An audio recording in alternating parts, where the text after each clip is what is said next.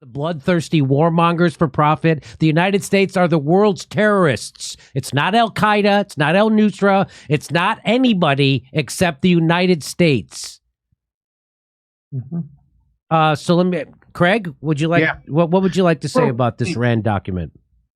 Well, first of all, they're just a think tank, so there's just a coincidence that, you know, everything happened the way it did, I guess, is what they're trying to tell us. And, you know, we learned a lot about this. People who pay attention to Ukraine for quite some time, 2014, right? We got all the information beforehand. We understood who Victoria Nuland, working with Jeffrey Pyatt when they were handing out cookies on the Maidan, who they would have as the next leader, and that person was the next leader. And they even said, you know, the other guy that was, I believe, was Vitaly Klitschko. No, let's keep him over here. So everything happened the way it said it would happen. And this also reminds me a lot of Wesley Clark. Remember Wesley Clark talked about he got the information? Oh, it's just worse. It's not just Iraq. We're going to go into Syria, Libya, Lebanon, this country, that country. So, you know, a lot of times I question why this information comes out. Like, it seems like it's a controlled release of information. So I try to look at things that way. Like, why are they telling this right now when they clearly are caught, you know, fomenting and planning a war before time? So I that's the thing that I struggle with, is like, why are they showing this? Why do we get a hold of this? Look at the stuff that they recommended. Reposturing bombers within easy striking range of key Russian strategic targets. Well, reposturing fighters so that they are closer to their targets than bombers. Deploying additional tactical nuclear weapons to locations in Europe and Asia. Repositioning U.S. and allied ballistic missile defense systems to better engage Russian ballistic missiles and goad Russia into a costly arms race by breaking out of the nuclear arms control regime. More stuff they wanted to do. Increasing U.S. forces in Europe, increasing European NATO members, ground capabilities, and deploying a large... This is also they can goad Russia into doing what they did in Ukraine, so we could have a proxy war.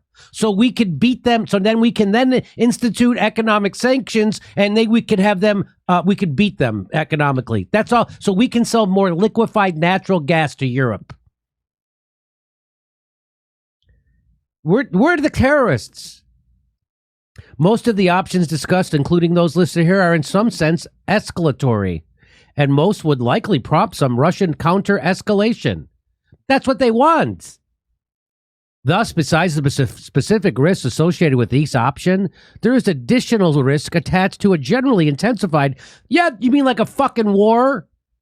And our economy getting crushed the way it is? Finally, although Russia will bear the cost of this increased competition less easily than the United States will, both sides will have to divert national resources from other purposes. We're doing it to ourselves. On purpose. On Ukraine, this is what Rand said. Proxy competition of this sort is not new.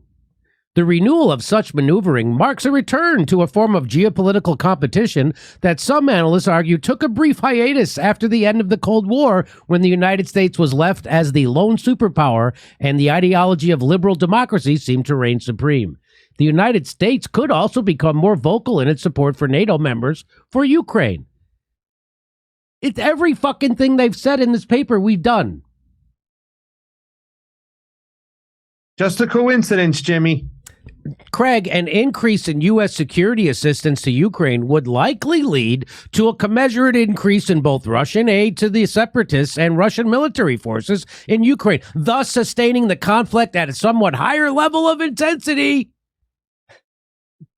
They're literally planning out how to do a war. Go ahead. I was listening to the Oliver Stone Putin interviews last night, and it was so funny because everything traces back to U.S. escalation. He's discussing the fact that, like, you know, the U.S. pulled out of the ballistic missiles agreement we had, and if they do something, we're going to have an equal and counter response. And Oliver Stone asked Putin, you know, hypothetically, if there was like a war in your territory between Western proxies and you guys, who would the U.S. win? And Putin just said no, they would not win. Now we all knew this was going to happen. Putin said it, Rand said it, Burns said it, Nuland. They all knew this, but it's just going to make a bunch of money for the MIC. And by the way, the nuclear treaty that was trying to be extended when Tulsi Gabbard was trying to extend it, guess who shot it down? Liz Cheney and Seth Moulton. The system we are contemplating would not undermine Russia's deterrent or the principles of mutual deterrence and strategic stability. The missile defense capabilities we are developing are not designed to defend against Russia.